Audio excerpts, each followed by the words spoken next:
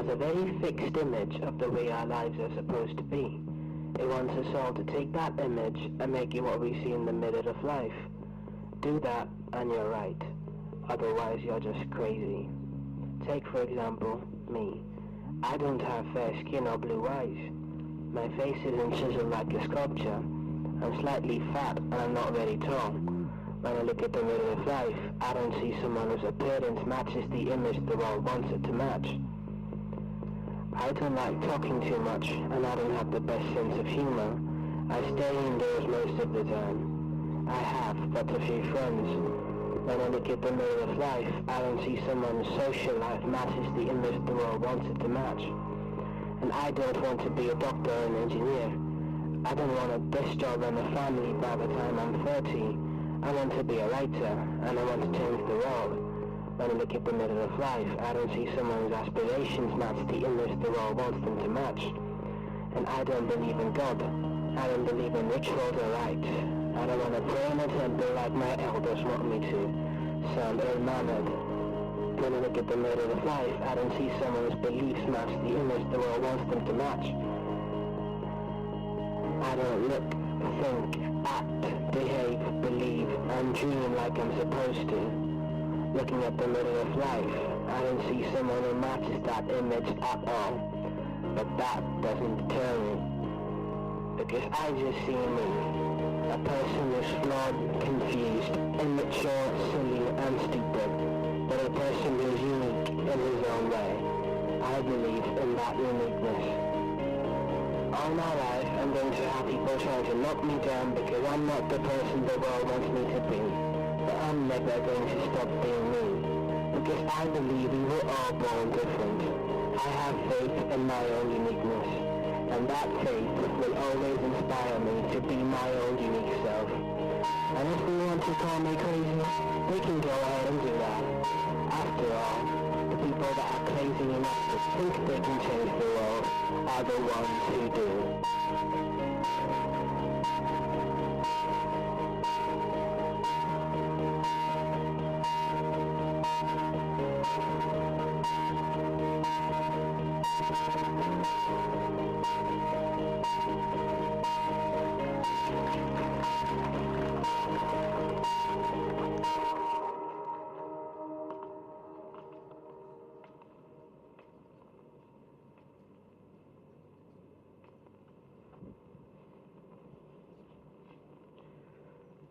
November 26th, 2012. BAFTA, 15 Piccadilly Circus, London, United Kingdom. I was sitting in the BAFTA building and I was in a chair. I had my phone in my hand and I was messaging a friend back home. I told her that I really didn't know what I was doing, and she said, quite rightly, that I should just be happy, I should just be proud, because that was my moment. I was still a little worried, but luckily, this friend of mine was great at arguing.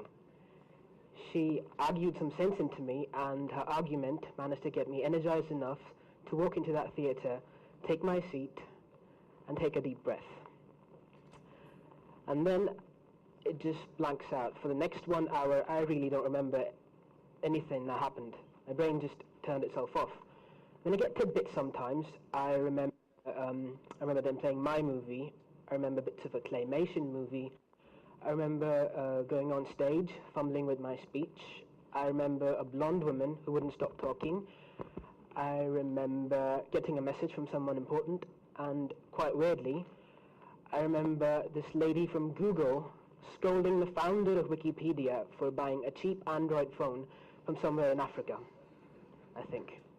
It wasn't until about 24 hours later, when I was on the plane back home, that my mind turned itself back on. And that is when I started thinking. I'd spent 6 months working on that project.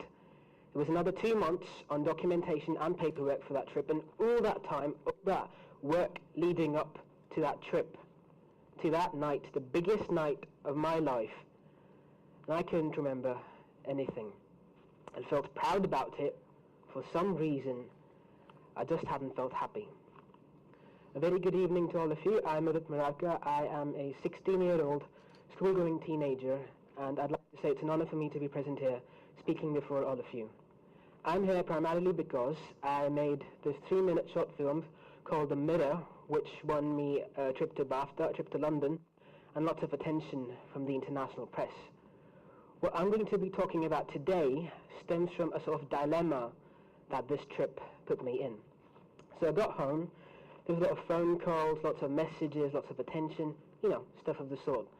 And I can't say I didn't enjoy it. I mean, I was getting attention from girls for once, and I'd say the first week was so much fun that the only negative thing was this interviewer. She somehow managed to hear me saying that I hate Bollywood, and she put it in her newspaper. It was this friend of mine who called me pseudo for weeks after that. But the thing that was on my mind the most was this nagging feeling at the back of my head. It wasn't that the moment was underwhelming. If anything, it was even better than what I had expected it to be. But for some reason, I felt proud, but I did not feel happy. I did not feel fulfilled. At first, I just shrugged it off. I went over to my computer and I started looking through these pictures of all the big achievements and moments that I've had over the years. And by the time I was done, I was even more distraught, because even though I was very, very proud of these things, these were things I worked very, very hard for. For some reason, these were not things that I could remember clearly. These were not moments that I had connected with. I felt a little irritated because I spent so much time trying to be different, and it made me feel maybe it just wasn't worth it. And I went and got this tub of ice cream. I finished all of it. Then I fell in bed, thinking. I thought out loud, really. I asked myself, what do I actually... It answered for me. Tiramisu.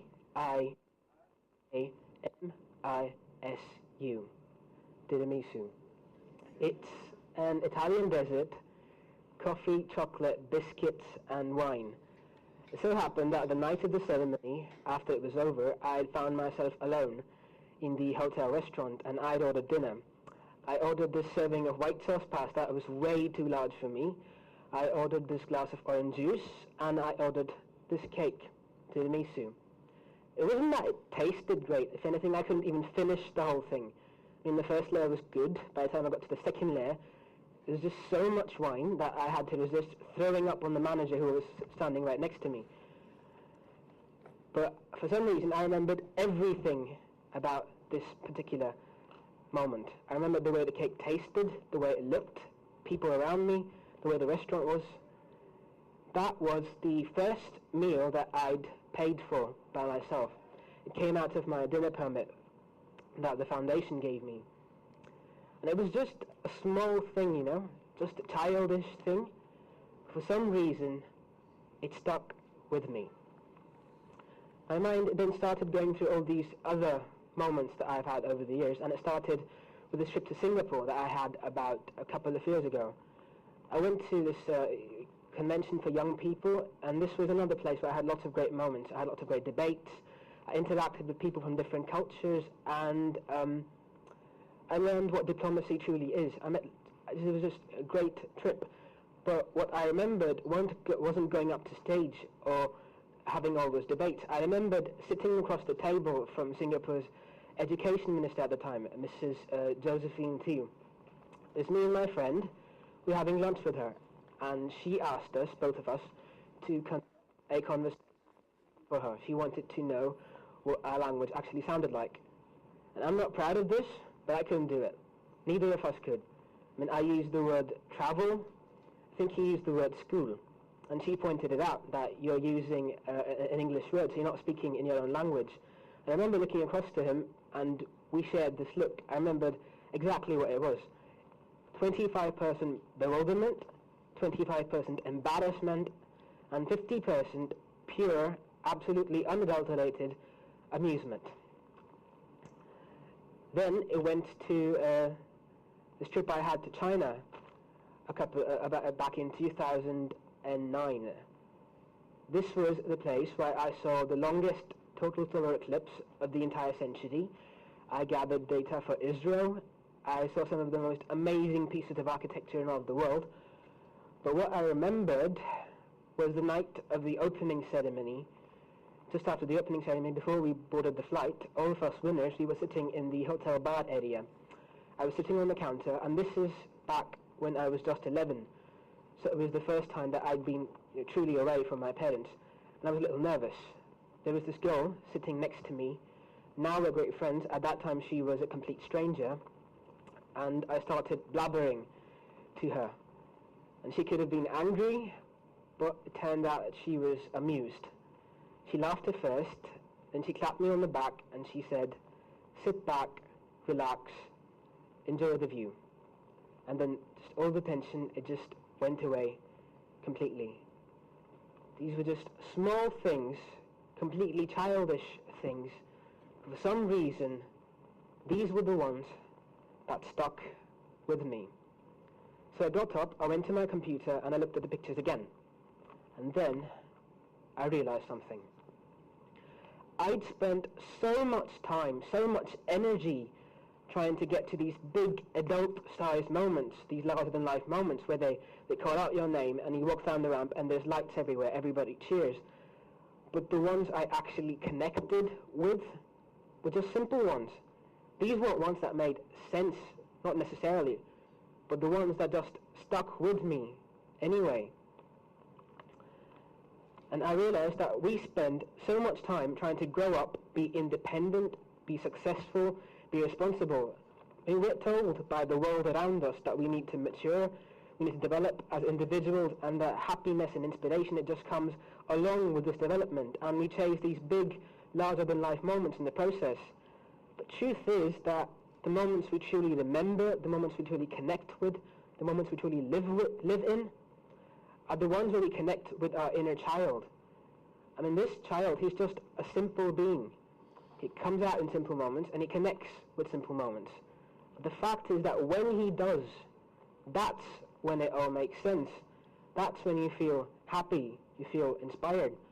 And for me, it comes out when I share a moment of connection with my friends or my family. It comes out at personal milestones sometimes.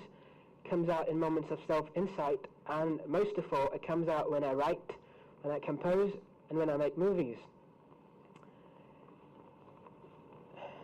It comes out when I let my guard down and I open up and I'm not worried about what the repercussions are going to be.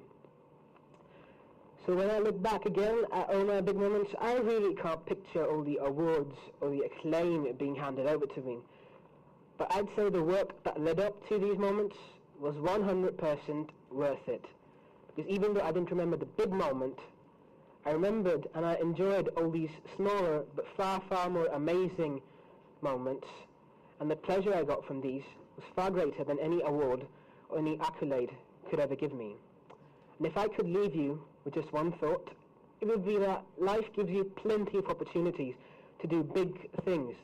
The ones where your name goes down in history, the one where your name stays up in lights. I mean, most of you know this, you're older than me.